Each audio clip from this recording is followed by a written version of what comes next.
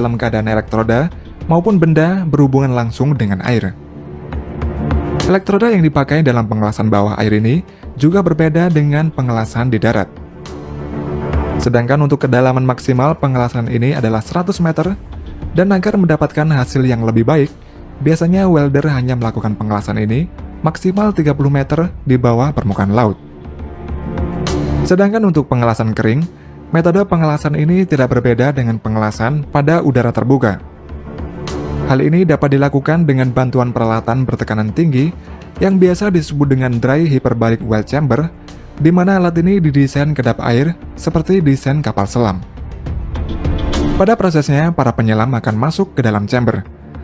Lalu setelah itu melakukan pengelasan, seperti melakukan pengelasan di darat. Untuk aplikasi pengelasan kering ini, bisa sampai kedalaman hingga 150 meter di bawah permukaan.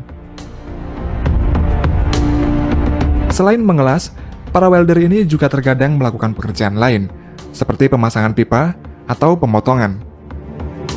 Untuk pemotongan bawah air bisa dilakukan dengan berbagai cara, dan salah satunya yaitu menggunakan cutting torch.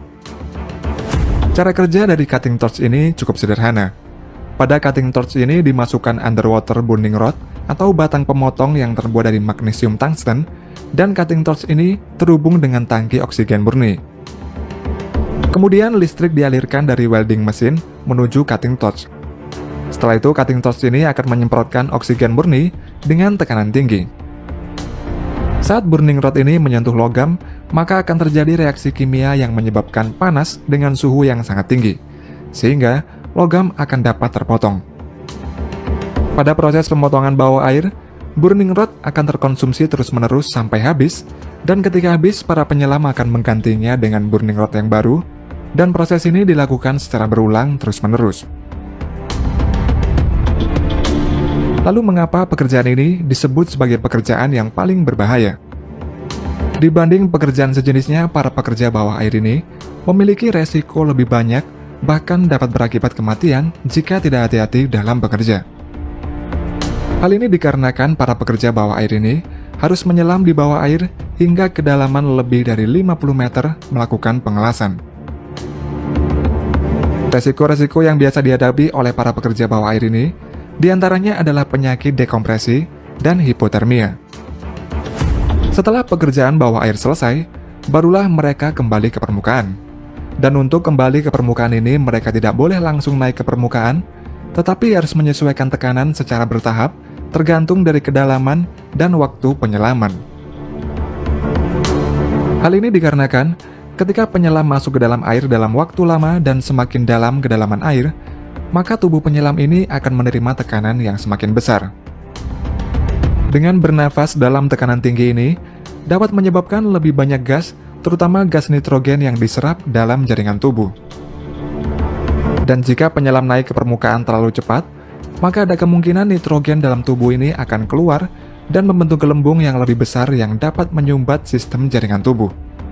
Dan hal tersebut dikenal juga sebagai penyakit dekompresi, serta resikonya ini bisa sangat fatal. Oleh karena itulah, biasanya setelah welder bawah air ini selesai bekerja, mereka akan kembali ke atas dan ditempatkan ke suatu ruangan yang bernama hyperbaric chamber. Hal ini dilakukan untuk menghindari efek dekompresi akibat tekanan air. Hyperbaric chamber ini merupakan salah satu metode pengobatan yang dilakukan dengan penggunaan 100% oksigen pada tekanan yang lebih besar dari tekanan atmosfer.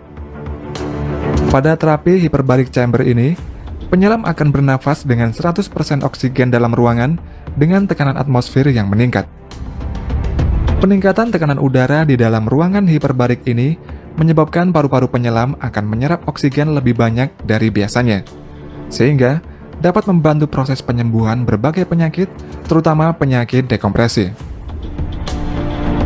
Kemudian terkadang dalam suatu proyek pekerjaan bawah air, para penyelam diharuskan bekerja lebih dari 1 hari, bahkan 1 bulan di kedalaman lebih dari 50 meter. Jika setiap hari para penyelam ini naik ke permukaan, maka akan memerlukan waktu yang lama untuk melakukan proses dekompresi, dan hal tersebut sangatlah tidak efektif. Oleh karena itulah diciptakan saturation system, di mana para penyelam ini akan masuk ke dalam ruangan bertekanan, Dan tekanan dalam ruangan ini sama dengan tekanan di kedalaman air yang hendak dituju. Dalam chamber ini, para penyelam akan bernafas dengan campuran helium dan oksigen atau dikenal juga dengan heliox. Jika mereka akan bekerja, maka mereka ini akan menuju ke dalam diving bell yang terhubung dengan saturation system tersebut. Setelah itu mereka akan diturunkan ke dalam laut secara langsung, menuju ke tempat mereka akan melakukan pekerjaan bawah air. Biasanya mereka yang bekerja di kedalaman yang sangat dalam ini, waktu kerjanya ini hanya sebentar. Setelah bekerja, barulah mereka ini menuju ke diving bell lagi untuk naik ke atas ke saturation system. Selama pekerjaan ini belum selesai, mereka tidak boleh keluar dari saturation system. Mereka akan tidur, makan, dan sebagainya di dalam saturation system ini. Jadi meskipun mereka ini tidak sedang menyelam, tapi tekanan udara di dalam ruangan ini sama dengan tekanan yang ada di bawah air. Dan hal ini bisa disebut juga dengan penyelaman kering.